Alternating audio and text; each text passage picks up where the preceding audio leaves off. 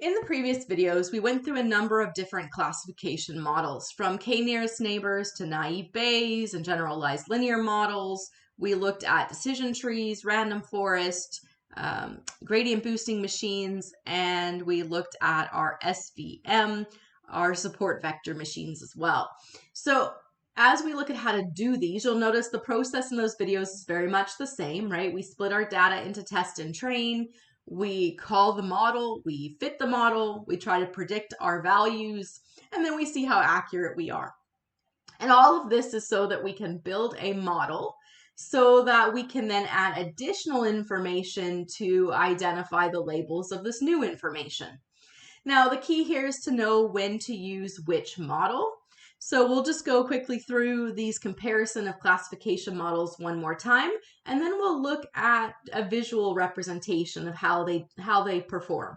So remember, if you have missing data, you can use k-nearest neighbors or naive Bayes. If your label is binary, right, so south and not south, and you have only two predictor variables, then the generalized linear model is the easiest to explain. However, if you have lots of overlap between groups, then we want to avoid it. We'll look at the overlap thing as we look at a visual in just a moment. If the predictor variables are nominal categories, then you have naive Bayes, or you can use decision trees, random forest, or gradient boosting machines. But as we pointed out with the decision trees, random forest, and gradient boosting machines, they tend to ignore the nominal for the most part just because there's less data available, less information about the data from categories than there is with, say, ordinal, interval, or ratio, right? We're looking for nuances that would push it towards one label or another. If you have two predictor variables, then the k-nearest neighbors is the easiest to visualize, right? Because we're just looking at what is nearby this location. That's easy to see how it does the classification. So it's the easiest to kind of understand. If your data groups have considerable overlap, then the k-nearest neighbors works the best. If you have lots of predictor variables, but you have a small sample size, then the support vector machine is probably the best one to use. If you're not quite sure what the predictor variables should be, so you have a kind of a bundle of ones that you think are relevant, you've done your exploratory data analysis and they seem to be statistically significant in their relationships, but you're just not quite sure which ones you should prioritize, then you can use decision trees, random forest, or gradient boosting machines. These three methods are also better if you have an unbalanced data set. So if we have south and not south as our label, and the not south is a much bigger data set than the south, then we can use the decision tree, random forest, or gradient boosting machine. If you have more than two predictor variables, then we can visualize it with decision trees. Although, as we saw in our previous video, we can, with the random forest and the gradient boosting machines, we can use that feature importance graphing method to see which variables are having an impact.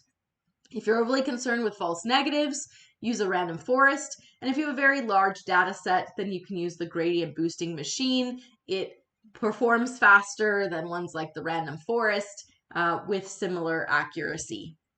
Before we leave our discussion on classification models and dive into applications and how we can use these classification models, let's just look at one more thing here. So this visualization, and I'm just gonna pop out of this for a second, but you can find the code for this. This is actually adapted from a visual created by Scikit-learn, and the code is here in your Python workbook.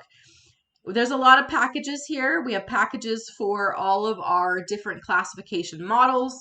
We have packages that will create this kind of image with the decision boundaries, the color coding.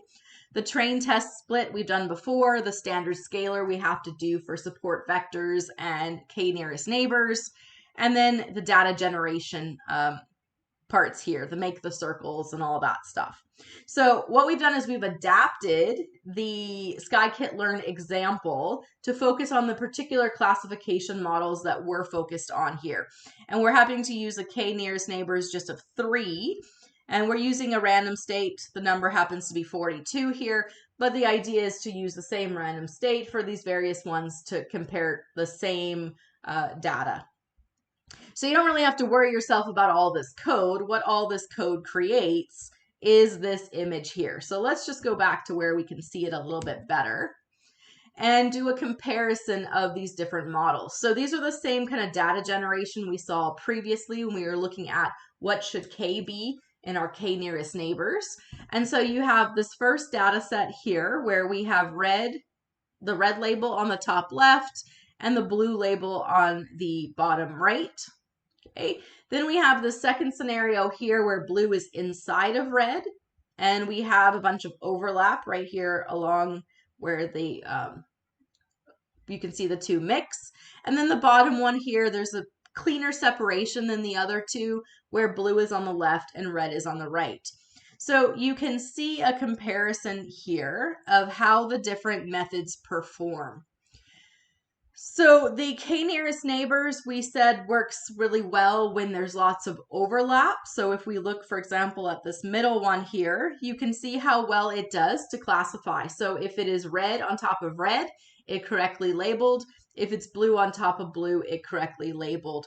So the more red you see in the blue area, the less well it does. So the generalized linear model, you can see, because it has to create essentially a line, it does not do well in terms of the overlap, right? It does great if you have a scenario like the bottom here where there's a clean separation, blue is on one side, red is on the other. Naive Bayes, you can see, performs well in most of these cases. Naive Bayes we'll use with our text classification. Has a little bit of issue here with this one here, but you can see generally does pretty well because it's not bound towards that straight line. It's not distance-based, and so it performs there. Here is our support vector machine in terms of how well it performs.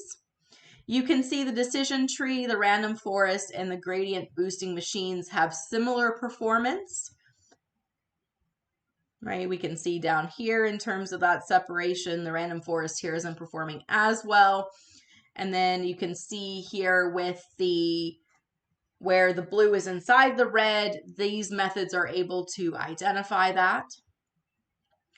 So that really then comes down to what are we trying to deal with, and that's why this list is so important, to make sure we're using the classification model that is most appropriate for the data and the information we're trying to convey.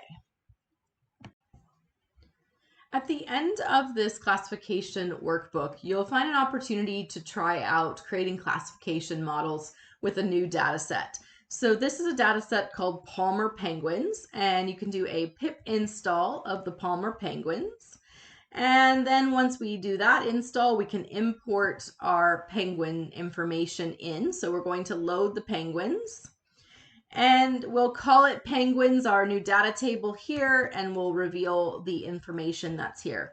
So we have a number of different species, and we have the different islands they're located on, the length of the bill, the depth of the bill, the flipper length, the body mass, the sex, and the year.